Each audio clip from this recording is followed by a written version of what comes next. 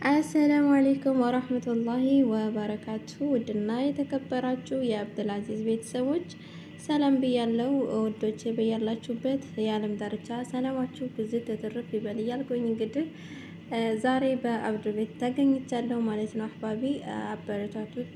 አዲሶች ሰብስክራይብ በማድረግ ነባርተኞች ደግሞ ላይክ ሸር በማድረግ አበረታቱት ማለት ነው። ኢንሻአላህ ያው አይከፈልበትም። አብረን እንደግ አህባቢ። በነገራችን ላይ አብዱ ያኔ ኢትዮጵያ ነው ያለው። አበረታቱት ማለት ነው። ኢንሻአላህ እሱም በራሱ ይገባል። ያው የኢትዮጵያ ኔትወርክ ታውቃላችሁ ስለሚያስቸግር ነው። እና መልካምነት ቅንነት ለራስ ነው። አብረን እንደግ አብረን እንበረታታ ማለት ነው። ኢንሻአላህ ዛሬ ደግሞ ይዘላችሁ የመጣሁት ልቦለድ ስለ ፍቅር በተስፋዬ በትሩ የተጻፈ ታሪክ ነው ማለት ነው። ኢንሻአላህ ክፍል አንድ መጥቻለሁ። አበረታቱት በድጋሚ ማለት ነው። እውነተኛ ታሪክ ዕለተ ረቡዕ ሚያዝያ 30 2011 ዓመተ ምህረት ከድሬዳዋ ዩኒቨርሲቲ 11 ሰዓት አካባቢ ከሶስቱ የግቢው በሮች ታዋቂ በሆነው በቶኒ በር ስፖርት ቤት ለመሄድ እየወጣሁ ነው። ስፖርተኛ አይደለሁም። ሰሞኑን እየተሰጠኝ ባለው አስተያየት ምክንያት መከራ እያየሁ ያለው ምስኪን የሁለተኛ ዓመት የመካኒካል ኢንጂነሪንግ ተማሪ እንጂ ሰው እንዴት ሳይጠየቅ ኮሜንት ይሰጣል። ስትወፍር ምን አገኘህ ደግሞ እያለ ያሽሟጥጣል። ስትከሳ ምን አገኘህ ደግሞ እያለ ያሽሟጥጣል። ስትከሳ ጎድሎህን ይሞላ ይመስል ምን ጎደለህ ደግሞ ይልሃል። ምንም ነገር ብትሆን የሰው ኮሜንት ከመስጠት ወደ ኋላ አይልም። ምናልባት ላይክ ብቻ አድርጎ ቢቀየስ ሰሞኑን ምን ነው ከሳክ ብሎ ያልጠየቀች ሰው ካለ ለዘላለም ይኖር የተባረከም ይሁን። በእነሱ አይን ምክንያት እንደ ከሳው ማን በነገራቸው። እኔማ የሰው አይንና አስተያየት ሲበዛብኝ ፈርቼ ንስሐ ገባሁ። አቤት ውሸት! አንዳንዴማ አይናቸው ተጎልጉሎ እስኪወጣ ድረስ ስለሚያዩኝ አካሄድ ራሱ ይጠፋብኛል።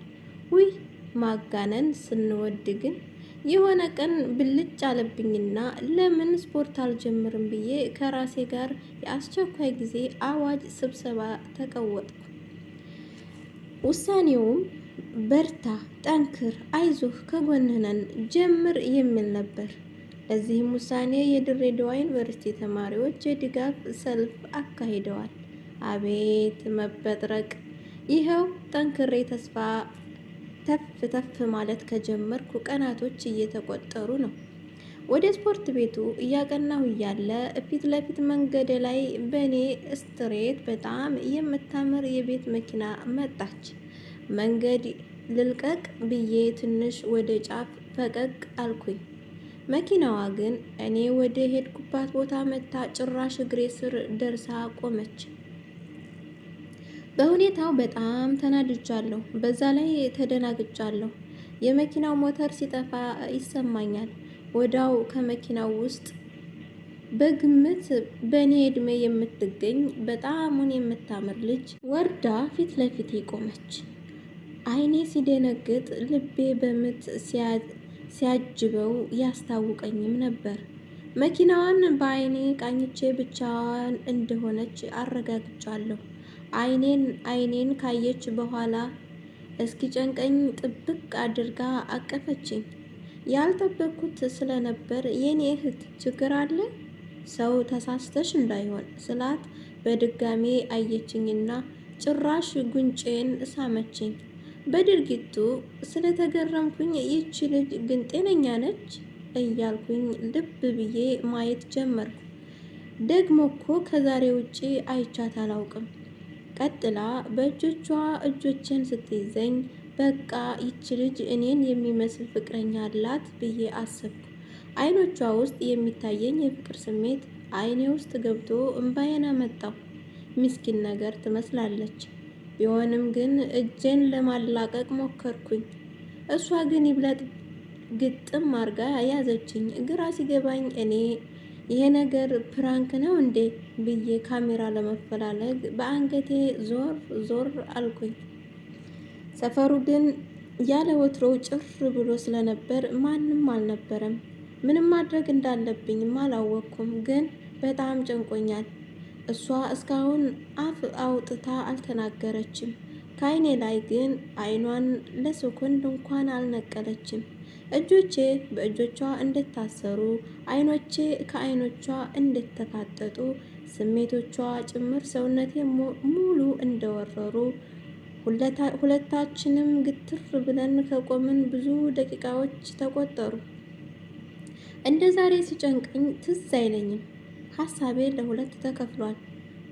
አንደኛው ይሄ ነገር አላማረኝም፣ እንደምንም ብለህ ብታመልጣት ይሻልሃል በሚለው እና ግዴለህም ማውራቷ አይቀርም ትንሽ ብቻ ታገስ በሚለው መካከል ምን ቀን ይሆን በዚህ ሰፈር እንዳልፍ የፈረደብኝ? እጆቼን ከእጆቿ በጉልበት መንትፌ መሮጥ አልከበደኝም፣ ግን ምን ሆና እንደሆነ ማወቅ ስለፈለግኩ ነው። ማንኛውም ጤነኛ ሰው መንገድ ላይ የሚያውቀውን ሰው የሆነ ነገር ካልሆነ በስተቀር መቼም እንዲህ አያደርግም። ልጅቷም የሆነ ነገር ብትሆን እንጂ ከመሬት ተነስታ በሰላም ሀገር ለምን እንዲህ ታስጨንቀኛለች? መፋጠጡ ሲደክመኝ የኔ እህት ስምሽ ማን ነው? እንታወቃለን ወይ?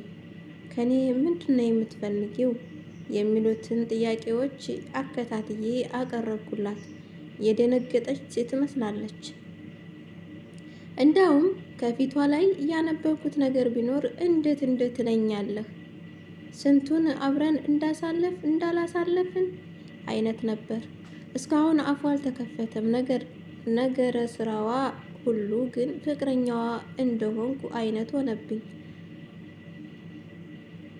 አንዴ ስታቅፈኝ፣ አንዴ ስትስመኝ፣ ከዛን ጉንጨን ስትዳብሰኝ፣ ሌላ ጊዜ ሸሚዜን ስትነካካልኝ፣ አይኔን በፍቅር ስትመለከተኝ፣ በቃ በአጠቃላይ አልፍ ለአማር የምትሆን እየሆነችልኝ ነው።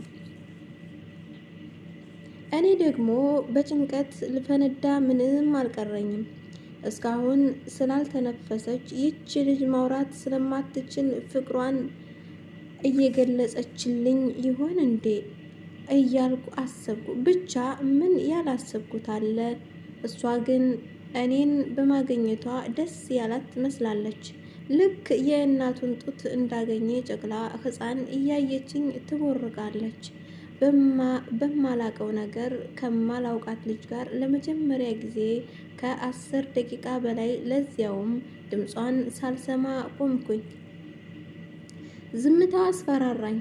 ብታሳዝነኝም ምን ማድረግ ስላልቻልኩኝ በቃ የኔ እህት ሰዓት ረፍዶብኛል መሄድ አለብኝ አልኳትና እጆቼን ከእጆቿ እንደምንም አላቅቄ አንድ እርምጃ ስነሳ ይሄ ሁሉ ደቂቃ ሳታሰማኝ የቆየችውን ድምጿን እንደ ቴዲ አፍሮ አልበም ልክ በቃ ይሄ ሰውዬ ሙዚቃ አቁሞ ገዳም ገብቷል ብለን ተስፋ ስንቆርጥ እንደሚያሰማን እሷም በስተመጨረሻ ያንን ሰምቼውም የማላውቀውን ድምጿን ተስፋ ቆርጬ ሲሄድ አሰማችኝ። እውነት ለመናገር ድምጿን ስሰማ ልቤ ለሁለት ነው የተሰነጠቀው። በጣም በሚያሳዝንና ልብን በሚነካ ዜማ ጥለኸኝ አትሂድ፣ ማንም ሰው የለኝም አለችኝ። ዞር ብዬ ሳያት እንባዋ ከነዚያ ፀሐይ ከሚመስሉ አይኖቿ እንደ ዶፋ ዝናብ እየወረዱ ነው። አማራጭ አልነበረኝም። ያነሳሁትን አንድ እርምጃ ወደ ቦታው መልሼ እቅፌ ውስጥ ሸጎጥኳት። እንዳውም ቅድም እሷ ካስጨነቀችኝ በላይ ነው እቅፍ አድርጌ ያስጨነኳት። ይቀጥላል ኢንሻአላህ ወዶቼ በክፍል 2 እንገናኝ ማለት ነው። የዛሬው ቪዲዮ ይሄን ይመስላል። እንግዲህ ያው ላይክ፣ ሼር፣ ሰብስክራይብ በማድረግ አበረታቱን እያልኩኝ በዙ ሰናበታችኋለሁ። መልካም ሁሉ በተመኘሁላችሁ ሰላም፣ ፍቅር፣ አንድነት፣ መተዛዘንና መተሳሰብን ለእናት ሀገራችን እያልኩ በዙ ሰናበታችኋለሁ። ባይ ባይ።